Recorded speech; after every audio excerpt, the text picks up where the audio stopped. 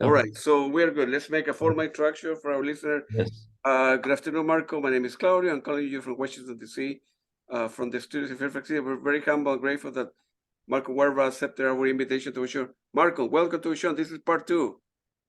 You're welcome. I'm very glad to be here again with my friend Claudio Thank you. Bustamante. Thank It's you. always a pleasure to discuss with you about music.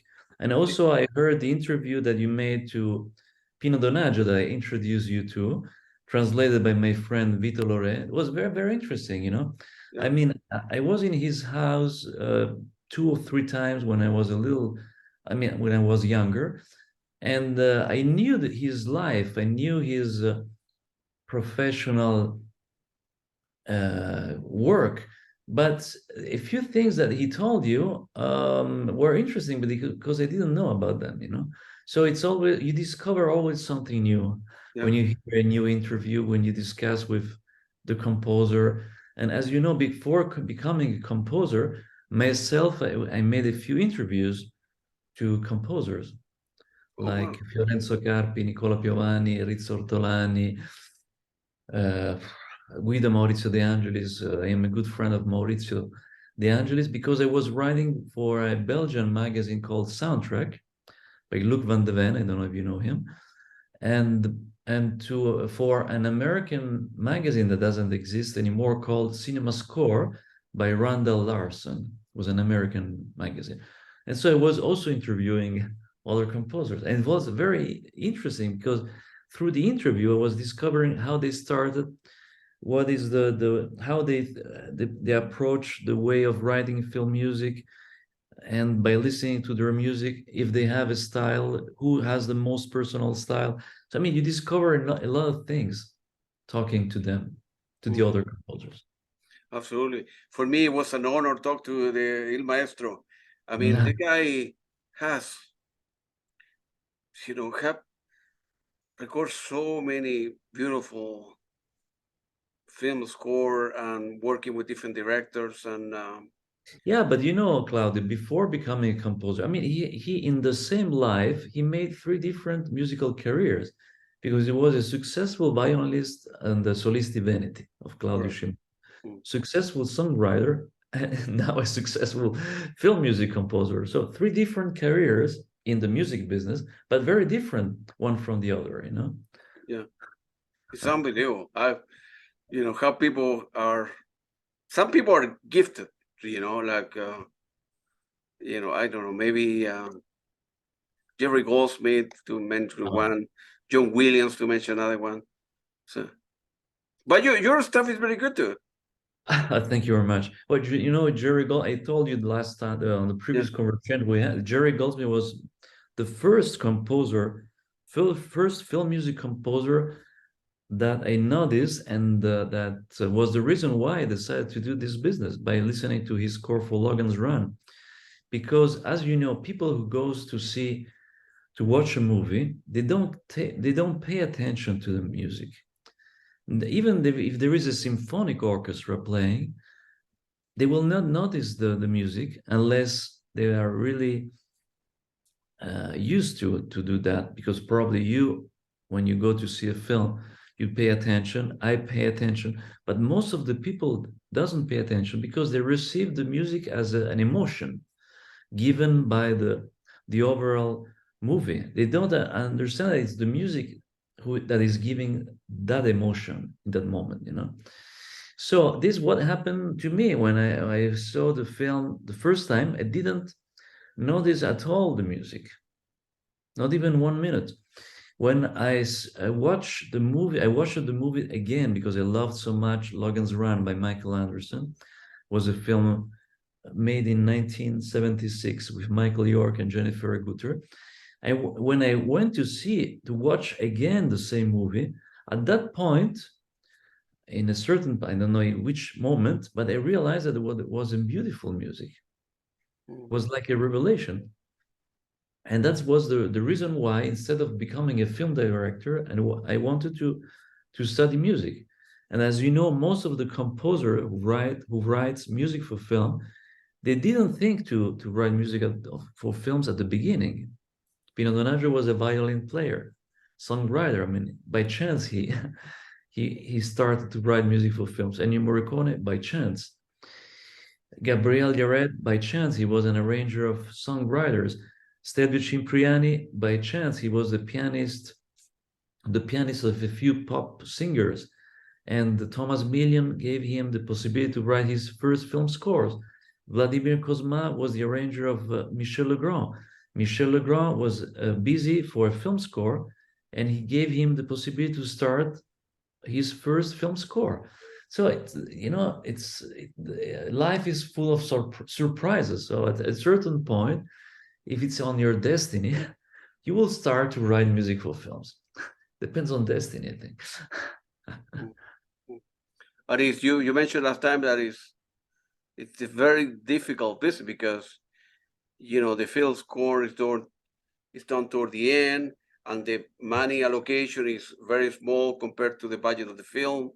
So it's always considered, like a low priority, And, Well, it depends, people like John Williams, I suppose also Jerry Goldsmith, their fees are around 100,000 US dollars. Yeah, wow. 100,000 is more or less the fee that they use here in Italy to shoot a movie. So we're talking about, but of course we are talking about big films. If the composer received that amount, that means that the budget of the movie should be at least $15-20 million. Wow. At that point, they can give 500,000 to the composer, but it should be big films, in Italy, in your country, how much a movie, normal movie costs? Like $1 million? What's the budget for that? Kind of couple names, one famous director, or more or less 1 million can be 500,000, can be 1 million, can be 1.5 million, it can be 2 millions. Depends on the cast, as you know, and also on the director. Because if the director pretends to shoot all the movie at the movie stage, the theater stage in Cinecittà, they are very expensive each day. So it depends where you shoot the movie. If you have many locations, if it's an historical period drama, you need to buy the dresses, to buy the cars of the period, or the chariots, the horses. It depends on if it's an epic movie or it's an intimate movie, and on the cast, because the cast really make the difference. If you have a well-known actor, for example, Giallo by Dario Argento, I wrote the music for. The main character was Adrian Brody. The budget for Adrian Brody is more or less between $1 and $2 million. Wow. That means that the film should have a budget of $10-12 million. Otherwise, it's not possible to give $2 million to Adrian Brody. So it's all related to the budget of the movie. And if the actor is well known, you need to calculate between $1 and $2 million for that actor, if it's a star. I know, for example, Robert De Niro is even more expensive. I think $4 or $5 million for one film. Gerald Butler, now I know because a producer told me this. Gerald Butler now asks $8 million for each movie. Wow, that's crazy. Because he has done, all those big, excellent action movies like. There were the films, the attack to the White House, the president called Angel Has Fallen. I don't remember the titles of those in English of those films, but they were successful. So now he can be very well paid. Wow, it's amazing. Some people don't even. Many people all over the world, they don't even make that money in their life. Exactly. Yeah, absolutely. Not even 1 million. Even 1 million, Yeah, of course, I know. The fees can change a lot. Also for the composer, you can get nothing. You can get 2,000, you can get 3,000, you can get 5,000 euros, you can get 10,000, you can get 20,000. It depends on if you are well known, how much is the budget of the movie, Yeah. Depends on many things. Yeah. By the way, Pino Donaggio mentioned in the interview that we should visit him, and he's Venice. in Venice, right? I know. I went to his house but many years ago. Now Marco Streccioni, the sound engineer with whom I work and with whom Pino Donaggio works since at least 10 years, and they have done together 100 movies, I think. Wow. Marco Streccioni recorded the sounds, the scores written by Pino Donaggio, I think 100 movies, mostly recorded in Bulgaria. So Marco Streccioni, who is actually the best sound engineer in Italy, told me that now Pino has an office also in Venice. So he has his house with his wife, children. Now the children are not so small, I think. And he has a studio, a small recording studio. Yeah. And people usually now go to visit him, to meet him in the studio, not at home. Yeah. Yeah. We will do both.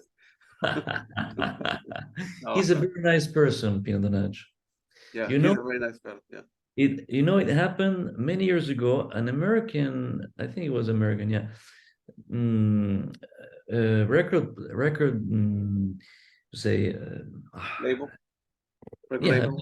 American record label asked me if I was interested to make a cover version of a music from a Lucio Fulci movie.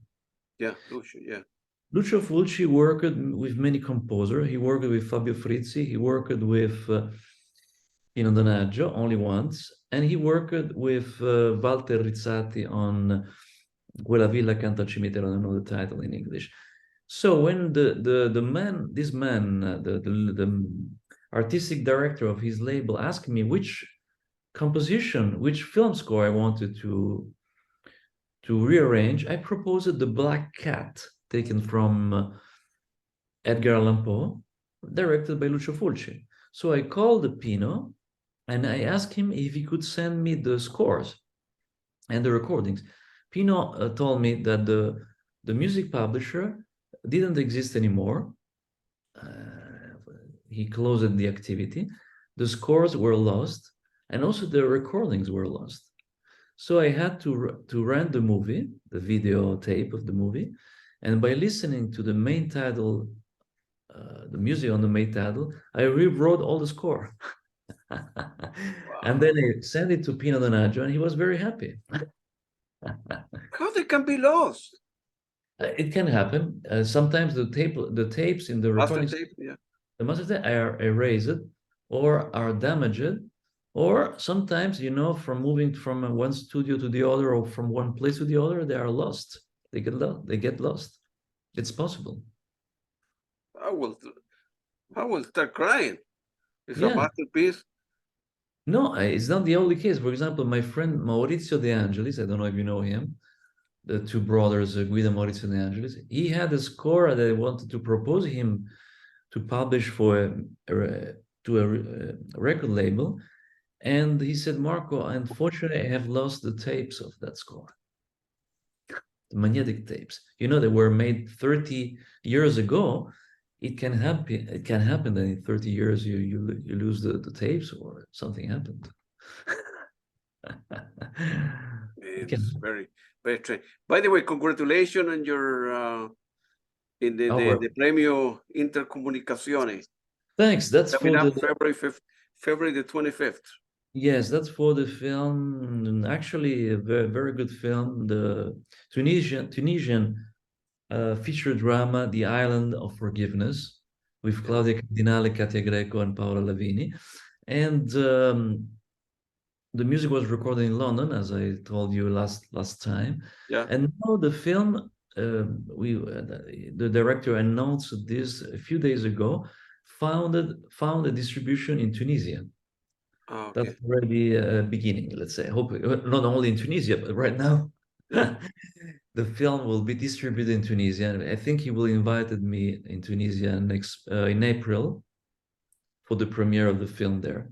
And music publisher Kevin Ferry, who printed only a promotional CD only for the Cairo Film Festival, will probably publish the official, the real compact disc of the music. Now, you know, it's a tragedy that almost no one is buying anymore CDs. I mean, the real CDs, physical CDs. I do. Yeah, fortunately, someone. But you know, it's really crazy. I don't, and I don't, especially I don't understand why LPs are getting back. Because if the reason why the published music on CD and LP is not anymore Popular. sold because there is the music on internet, then why the LP is getting back? There is no logic in the, you know, in the way of thinking. So I know it's a mystery. Yeah, I mean, there are many people that like film score.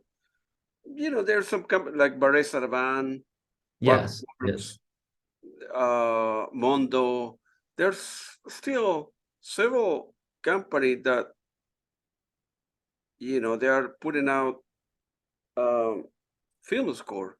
I mean, there is like a niche, but no thousands of people. But you know, I don't know, maybe from Barre Sarvan that used to be very popular, they will do, you know, 2,000 for a particular movie, 3,000 for another one, and it sells. So, but the market is very, very small. Yes, but I talked to someone of Varese Sarba, not Robert Townsend, who is not anymore Varese, to someone else, I don't remember his name. And he told me that usually they reprint scores, previous film scores of big films, or they publish new film scores of TV series, because they have more opportunities to have a larger audience who Right. watch the TV series and that could be interested in buying the CD. So they usually don't publish so many new film scores of films, but Anymore. mainly of TV series. That's Yeah. the tricky part. And in Italy, there is a label who still resists. There, it's really Luca Di Silverio is the owner of Digit Movies. He's a hero, you know. He's still publishing. He published my CD of Il Delitto Mattarella, and he's still publishing a few CDs. I don't know who is buying those CDs, but he's publishing. He's a hero. Is he? But he's like a big company or small? Or he does it at his home or No, studio? it's not a big company, but if you go to see its website, it's not so small. He published a different several compact discs last year and this year, I think. Yeah, Yeah. more last year maybe than this year, but Wow. yeah. So are you happy for your receiving the award? It's going to be in no in Rome in Como, right? In Como, yes, Yeah. I'm very happy. Not to receive an award, Claude, is always a satisfaction because, as you know, our business, I mean, composers who write music for films, it's a little anonymous for the reason I told you, because people that they don't care if there is music or not in the movie. So through the CD, if there is a CD of the film score, through an award, finally you receive, you know, something back to all Something the back. effort, Yeah. energy, and the creativity you put in that film score. Yeah. Well, absolutely. Maybe one day I will receive an award for all the interviews I have done. I need to talk to Maybe. Lisa or something to talk to someone. So you will interview Ellen Williams, right? Also. Yeah. Next Wednesday. Yeah. Wonderful. Yeah. Ellen is a wonderful artist.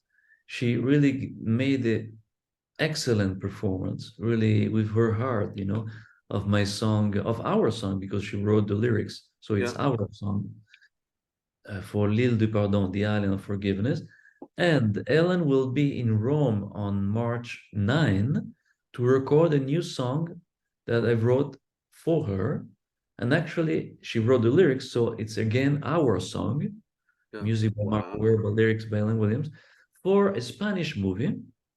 Yeah. Very interesting independent Spanish movie, drama thriller called Ibris by a Spanish director called David Rubira. And it's the first time that I work for a Spanish director. Yeah. So And it's you were born there. yeah, exactly. I was born in Madrid. Yeah. So with him, we're exchanging messages in Spanish. So of course, sometimes I translate with Google Translator because my Spanish is not so exceptional, but it's a good exercise, you know. And now I start again to speak Spanish through all those messages that I'm having with the director. It's a very, very interesting independent movie. And Ellen will record a song on March 9, and the day after, March 10, she will receive an award here in Rome that Lisa Bernardini organized for her, a prestigious award in Rome. And so she will be happy because she will come and she will have those two important events for her, I think. Yeah. Do a lot of people attend that event? I mean, Which one? the one in the 10th. No, it's the ceremony. It's a ceremony for it's a political ceremony in a political place in Rome, and only 4 artists will receive an award, 4 women actually, and Ellen is one of the 4 women. Wow. So no, I think it's only for a few reporters maybe, and it's a restricted ceremony, but important one, let's say. No. So how many people will attend something like that? Well, actually, I don't know. I have no idea because Lisa didn't tell me, but it's important because it's an institutional award. Oh, I see. Yeah. It's given. It's like a politician gives you the award. Yes. Institutional, no? So it's going to be very. I think maybe restricted. Yes, I think so. As compared to the one that you're receiving. Exactly. The one I receive, it's there are more people who will attend the award, but it's not a political. I mean, it's not an institutional place, even if it's a European award, let's say. Yeah. But to me, it's more important to receive a European award, so an international award, than not a political award or institution. You know, to me, I prefer. I mean, the clip that you sent me for the movie from the Spanish director is pretty good. Of course, I have not seen the movie, but it could be I think it could be a good movie, though it's an independent movie. It's interesting because there is a murder in the film, but we don't understand exactly who killed that person, who are the 2 persons in the house. It's like Agatha Christie. There are many, I would say, many ways to see that what happened, 2 different interpretations of the crime, let's say. Yeah. Wow, that's pretty good. With respect to the new song, the Dig Me No Grave, right? The song was performed by Lanfranco. His voice is unbelievable. Yes. So, Lanfranco Cannacina last year was a finalist to a vocal competition in Italy called the Voice Senior. Yeah. I think you have also that same competition. Yeah. I think in different countries there should be. It's like another vocal competition. I don't remember right now.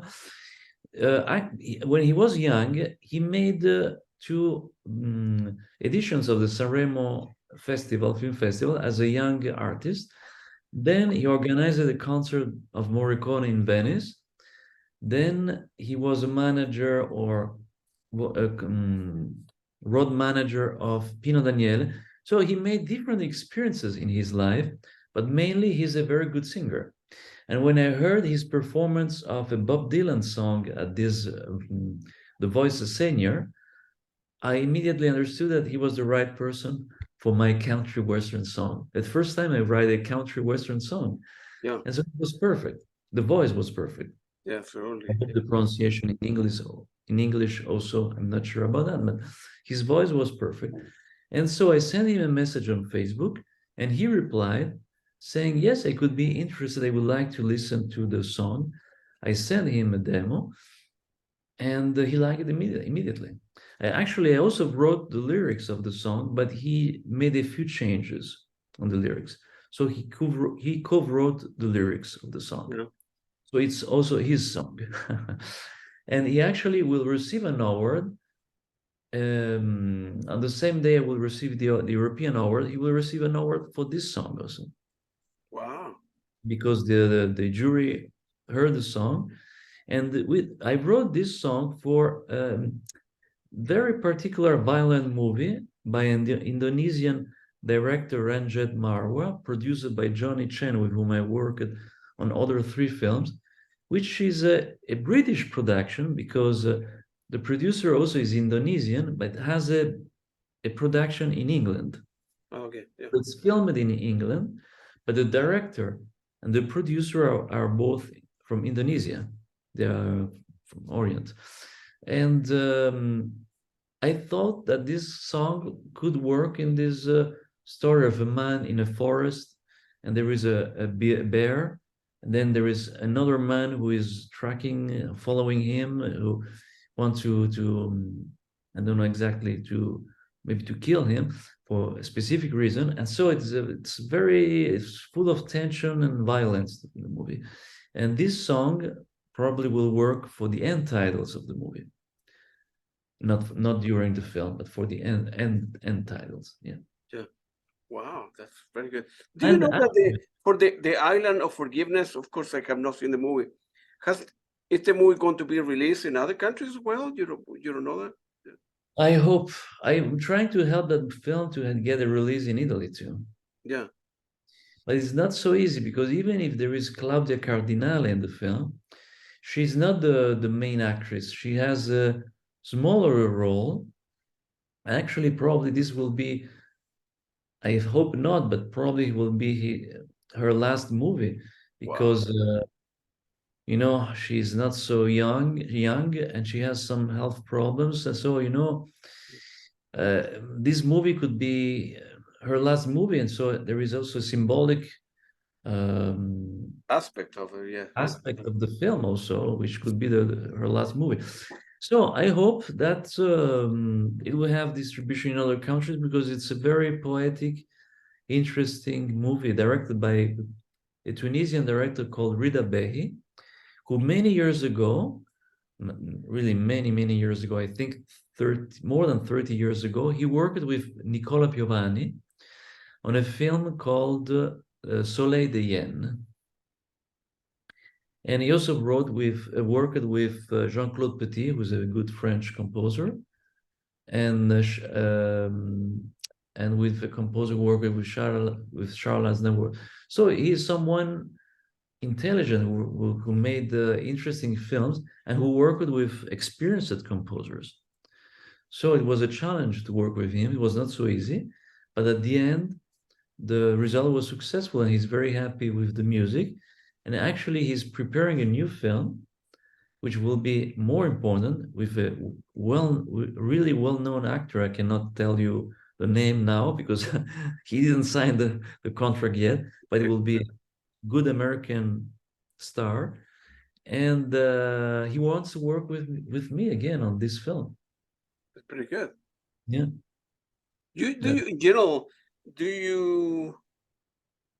They give you enough time for you to write the film score? I mean, you have a month, 2 weeks, 3 weeks? Yeah, exactly. Normally it's 3 weeks. Oh. Maybe for big films, I think that people like Ennio Morricone, John Williams, Jerry Goldsmith, they have 1 or even more than 1 month. But usually the maximum is 3 weeks.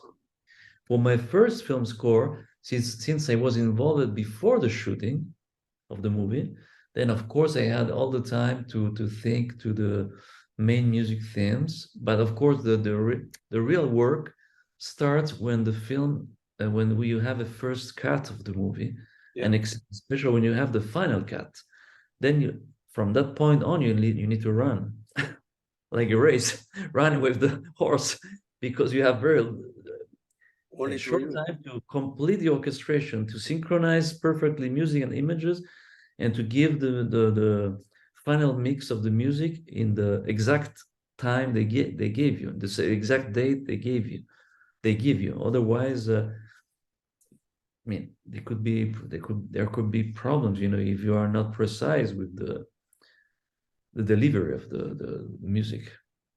So you write the score and the director is happy, who is the person who synchronized an image with the music? That's a very good question, Claudio.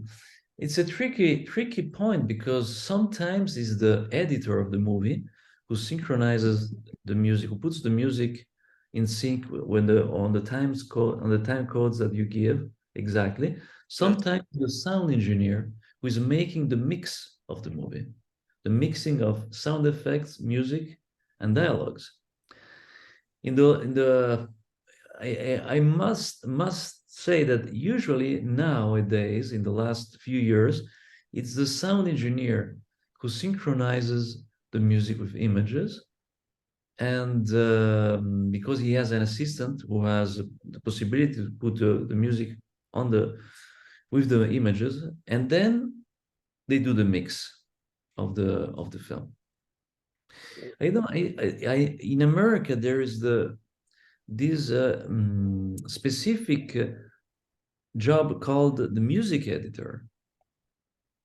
So I think that in America is the music editor who edits the music in the film. But here in Europe, it doesn't exist, this figure. There is no music editor. So it should be the editor of the film or the sound engineer of the final mix of the movie. Yeah, I could be a lot more complicated because let's say you wrote 45 minutes for a particular film, right? Then they end up using 30 minutes, right? So somebody need to decide out of the 45 minutes, what are the 30 minutes we want to use, and then again synchronize it. No. Or no?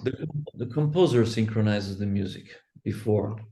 Once we decide with the director which are the scenes, we work, it's our job, unfortunately, we work on the synchronization. And when we give the music mixed to the sound engineer who mixes the film, to the editor, the music is already synchronized.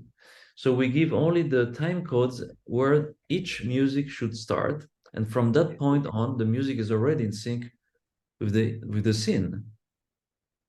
But there are a few composers, I think also Ennio Morricone sometimes, but for example, Gabriel Yared, who they didn't like to synchronize as we usually do music with images. And sometimes they give a composition longer and the music editor needs to cut the compositions to fit that composition in the scene, but it's not the usual way of working. Yeah, I have seen so many movies that, of course, some of the film score, I like a movie, any movie, right? I like the music. I go 2 months later, buy the CD or the vinyl. What I hear on the movie is on the CD, and No. vice versa, right? You, in my example, you compose 45 minutes, they only use 30 minutes, the movie. I see the movie, man, I like the 30 minutes. I buy the CD, and the other 15 minutes, sometimes are there, sometimes are not there. Absolutely. Yeah. It's a choice of the music label who publishes the compact disc. For example, Varese Sarban, also Pino Donaggio told me this. They made edited of the short cues written by Pino, for example, for a scene that was too short to put in the CD. They put it together with another piece short, and together the composition was not so short. I mean, and so it was possible to put it in or you put a very short piece together with a long one, and you made a new version. So the CD, I mean, you can do whatever you want. You don't need to follow exactly how the music is in the film. You can put other versions that were not used in the film, as you said, or you don't find versions that are in the film. For example, I told you about British songwriter Mike Batt, who actually, in my opinion, is the only songwriter on planet Earth who is able to play the piano, write a song, perform the song, orchestrate the music, and conduct the orchestra, and write the lyrics. 6 things in one person. He's the only one, I think, in the on planet Earth. He's really talented. And he wrote, I know him because he wrote many years ago, maybe 40 years ago, the music of an adventure movie called Caravans with Anthony Quinn. And the music was very good. Actually, they choose him because, of course, they were thinking of hiring John Barry or Maurice Jarre, but they choose him when they heard the music theme of that movie. You need to hear that music. It's beautiful music theme he wrote for Caravans. So I watched the film after many years ago, last month, and I discovered that there is a lot of music in the film that there was not present in the LP I had of the film score. And I think there was a new release of the CD, maybe last year, in which they added something more, but not all the music that was in the film. So I called Mike and said, Mike, maybe I could propose you a new release of your beautiful film score for Caravans, because I see that there are many compositions in the film. The final fighting, for example, is not on the LP. And he told me that probably he erased those tracks because after so many years he thought that no one was interested in publishing a new release, and so he thinks that he erased those. Oh man! Other tracks he had, other mixes, other compositions. So in that case, it's not possible, of course, to publish a new version of the CD. Oh, that's crazy. Erasing something, you know? It can happen. Actually, Mike sent me two scores from his music of Caravans. So if I make a concert here in Rome or wherever with an orchestra, I have the main music theme and one other composition that I could include in the concert, and that probably has never been performed in Europe except in England, because he made a few concerts in which he performed the music of Caravans. But in other countries, I don't think that his music has ever been performed from Caravans. It makes it. At any one time, how many film score are you working at the same time? You get confused? It's very difficult. Now, right now, I have two scores. Yeah. There's Dig Me No Grave, this Indonesian movie produced by Johnny Chen, and the Spanish movie by David Rubira, this interesting Spanish movie. So I have a few assistants here in Rome, in Italy. Right now, Chiara is writing additional music for Dig Me No Grave. I wrote the main music theme and the song. And now I'm concentrating on the Spanish movie. But later I will go back, see what my assistant Maria Chiara has done. And if there's something that doesn't work, I will make a few changes. I will complete the score. That's the only way. Otherwise, it's impossible to work on at the same time on two different things.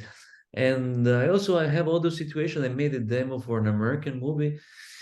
So you never know, but there could be surprises next month, between next March and April, there could be other things that could arrive, It's not impossible.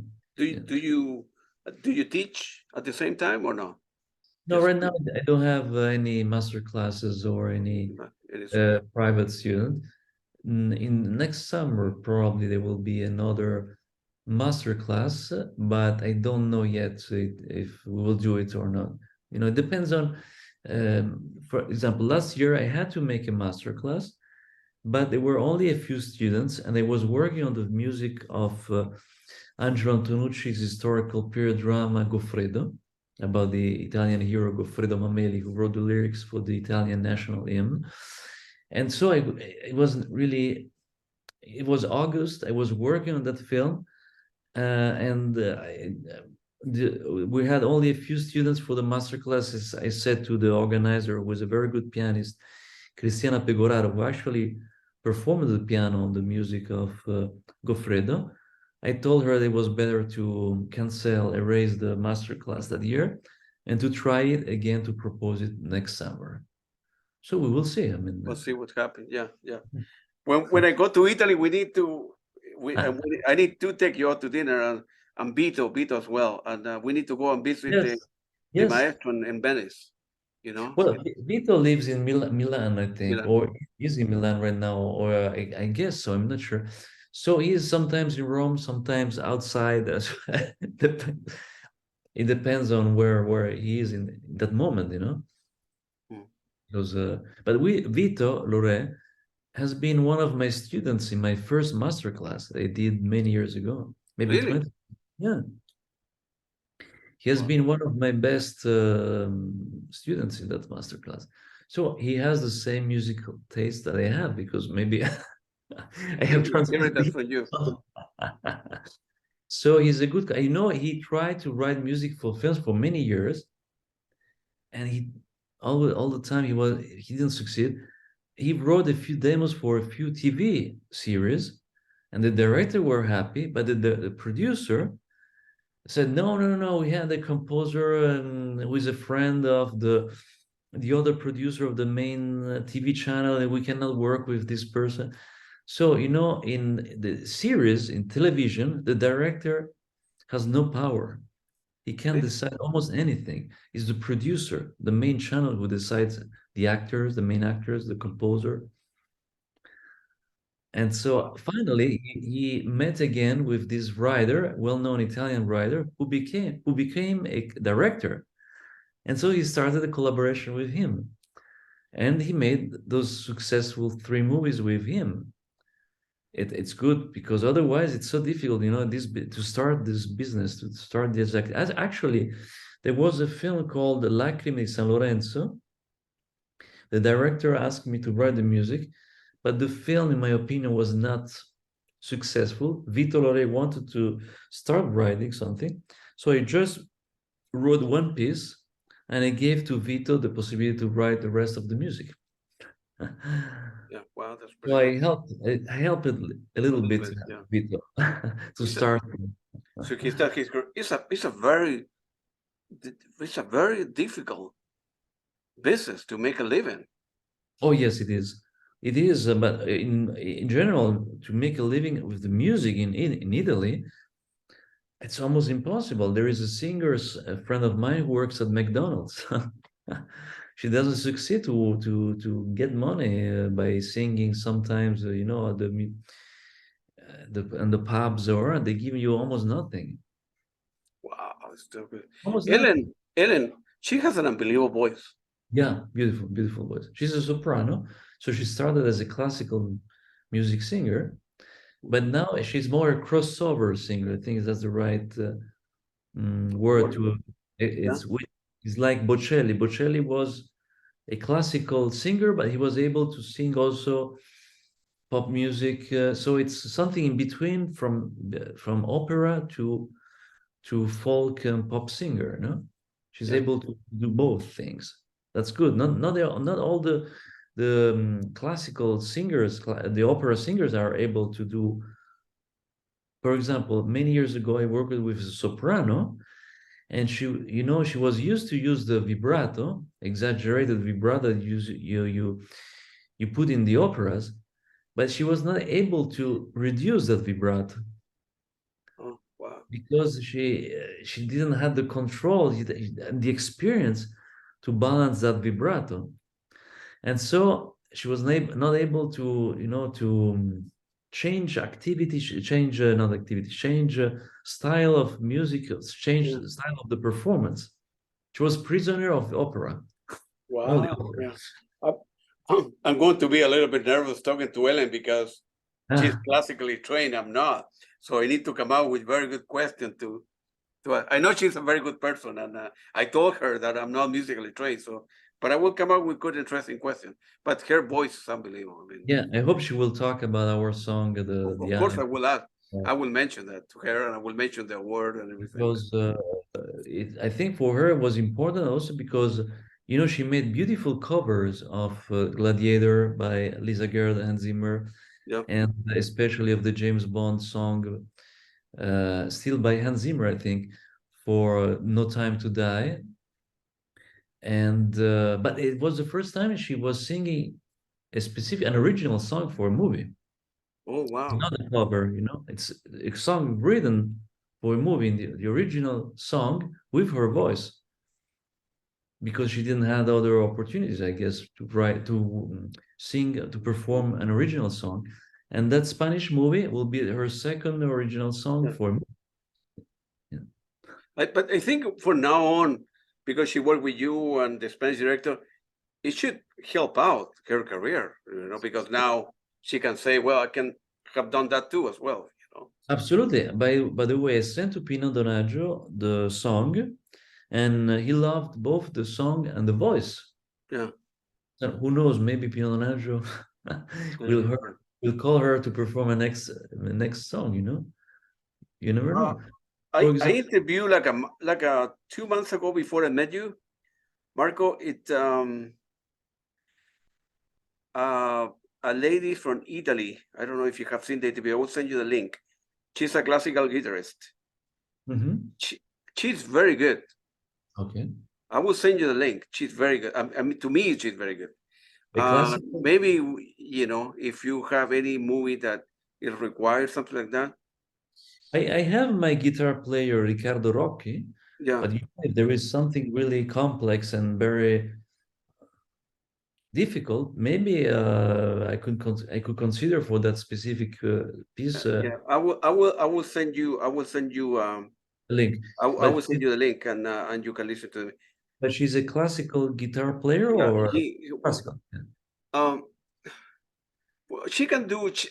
Some people are, well, I met her, I interviewed her because I saw some composition that she did. But some people are very versatile.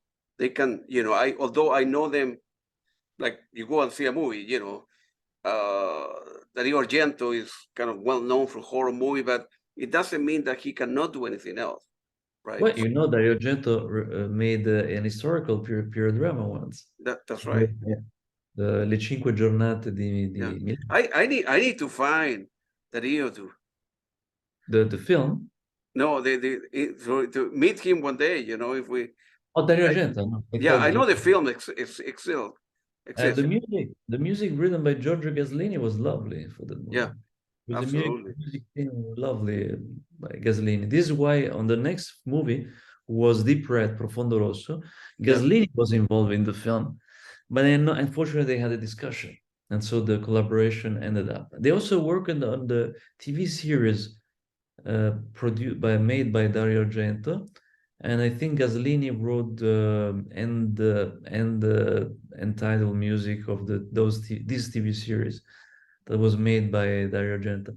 So they had 3 collaborations together, and then the collaboration ended up, unfortunately, between Argento and Gaslini. Why? Some people get to fight arguments and. No, because Gaslini, you know, was a great jazz pianist. He was a composer by a jazz, and on that period, he had a few jazz concerts on the piano, and was not really interested in Profondo Rosso. No one would ever think that the film would have been successful.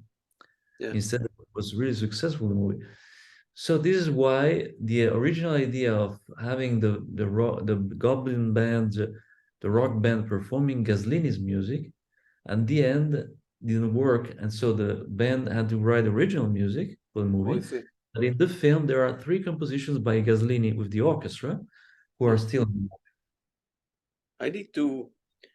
I interview Claudio Simonetti and then Goblin, and so I have a lot of the music, but will be good. I knew that Profondo Rosso was, it did very well in the theater here in the United States as well, in many countries in Europe, but I didn't know that it was that popular. Yeah, but in Japan, I think Claudio told Japan me. Too, yeah. Japan, Suspiria was more successful. Really? And so they released Profondo Rosso the year after, calling Suspiria number 2. Oh, really? Profondo Rosso, yeah, Suspiria number 2. Number 2, yeah, they one of the Claudio Simonetti. He's a very nice person too. I met him when he was here in the United States. We met, and Oh, that's right. Yeah, no, he's a nice person. He's still making concerts. Not so many film scores. no, yeah, more. Many film scores. Also because the director with whom he was working, Ruggero Deodato, died 2 or 3 months ago. And so he's more concentrated on tourneys in America, in Canada, now in Italy with his band. And you know, I was a good friend of Massimo Morante, who was a guitar. Really? Yeah, the Goblin. I went to his house after I brought the music of Giallo because he wanted to listen to the music. And there was also Fabio Pignatelli and the one living in Canada, Maurizio Guarini. They Yeah, were he lives in one uh, in Massimo Morante's house. And they liked very much the music, even if it was completely different from the music they write usually. And Massimo Morante wanted to have a collaboration with me, but it never worked out. You know, putting together someone who works with the orchestra and someone who comes from the rock world together to make something particular. Yeah. Unfortunately, the collaboration didn't never Materialize. materialize, and then he died, unfortunately, Massimo. So now I think there is only the Claudio Simonetti's band because Fabio Pignatelli, I don't think he's after Massimo's death, I don't think he's making a new band of the Yeah, I Goblin. see something happened, and they fought a long time ago, and Goblin went somewhere, and then Claudio created his own stuff. Now Claudio's touring, and when I saw him in Washington D.C. a couple months ago, there were like 500 people, 1,000 people in that particular. It's pretty good. That was amazing. I think the manager who organized that tournée, and they made many concerts, one concert each day in different places. Well, correct. Yeah, he was touring the United States, so they would do a concert in one city, then drive overnight to another city, and another city. They did like I don't know, like 50, no, like 30 shows here in the United States or something. It's not easy. It's pretty good to organize a concert once a day. That means that the manager is very good. Yeah. Of course, with Claudio, who is 70 years old, it's very tiring. So I think in one of the concerts he has some problem. But it's the same manager who organized a few concerts with Fabio Frizzi, and his band. And my player Riccardo Rocchi works with Fabio Frizzi. But of course, Dario Argento's movies are most famous than not the Lucio Fulci movies, and so the audience was bigger for Claudio Simonetti's band and not for Fabio Frizzi. But he made a few concerts, Fabio Frizzi, with his band in Americas. So it should be a good manager, the one. Yeah, Fabio he tours a little bit. He does a concert here in London, in the United States. Every 3 months he because I see it on Facebook, every 3 months he do a little bit here and there. Yeah. Now, for a rock band, I mean, Fabio Frizzi is not exactly a rock band, but it's close to that. It's easier to find concerts. I have a film music concert for piano and voice, but it's more classical because only piano and the singer and the images. So it's more difficult to find opportunities for this kind of concert than not for a rock band, of course. Yeah. Are you going to be doing that, or you have done that? I have done already 3-4 times. One also in Spain, I have done a concert. Now I've done maybe no, it's 2 years. I didn't do any concerts of the film musical. No, it's at least 2 years that it didn't happen again. But maybe in the future it will happen. You need to every musician need to reinvent themselves, you know. I remember reinvent, yeah, that's right. But you know the repertoire I have, it's all not only my music, is for fifth to in Italian, per un pugno di dollari by Ennio Morricone, Romeo and Juliet by Nino Rota, Anonimo Veneziano by Stelvio Cipriani, Love Story by Francis Lai, who actually was a good friend of mine. I worked with Francis Lai on the Italian movie Amore, Libertà, Masaniello. Maybe I told you this last time. Yeah. And Don't Cry for Me, Argentina by Andrew Lloyd Webber. The Titanic, My Heart Will Go On by James Horner, and Giallo by Dario Argento. So it's they are all well-known music themes. Even if they are all movies, the audience is always interested in listening to that music. Oh yeah, absolutely, absolutely. Yeah. All right. It's 1 hour now. We're talking. When I think we need to synchronize like once a month, Marco. Yeah. Do like an episode 2, episode 3, episode 4, and as you wish. I will be happy. yeah. And let me know if you are interested in interviewing other Italian artists, Yeah. or even with whom I am in touch. Yeah. The composer or singers or I don't know, other musicians. And if I am in touch with them, I will put you in touch, of course. Yeah. I will send an email to Fabio Frisi, and then I will talk to Claudio Simonetti. I have his email address to see he can put me in touch with Dario as well, because some people are getting old now. I need to, so. Well, with Dario Argento is a little delicate, the question, because, on the last film, they didn't work together, Claudio. Yeah. So I don't know if he can give you, his email address. He should give permission to Dario, and I don't know if they're in good relationship or not. It's always Complicated, always politics, so. But I can give you the email address of his secretary, of Dario Argento's secretary. Yeah, that would be great. Yeah. She usually doesn't reply, but you can try. Yeah, it was happen. Yeah, unless you said there are 2,000 euros for Dario Argento as a thing, she usually doesn't reply. But you never know. I might get lucky, and I will tell them that I take him to dinner in Italy one day. Of course. And what about Mike Batts? Are you in touch with him? I sent an email. He has no reply. He doesn't read so often the email. I think it's better if you send him the same email on Twitter. On Twitter? Twitter. You send him the friendship request, and then you send him a message on Twitter. Yeah, maybe he will reply that way. Yeah. Yeah, because the first contact I had with him was on Twitter. Oh, I see. Yeah. Also through his press agent. So try before Twitter. Yeah. If he doesn't reply on Twitter, I give you his the email of his PR. PR person. Yeah, sometimes it works better. Yeah. And she will give the message to him, and he will reply. You will say. Yeah, I got it. I will try that. Marco, it was very nice talking to you, and then we'll do our monthly episode. Okay, we will see. We'll see what happens, and let me know if you are interested in other Italian. Yeah, definitely. I will send you a separate email. I can give you a few suggestions to who you could interview. Yeah, that will be great, and good luck in your award that's coming up, and well deserved.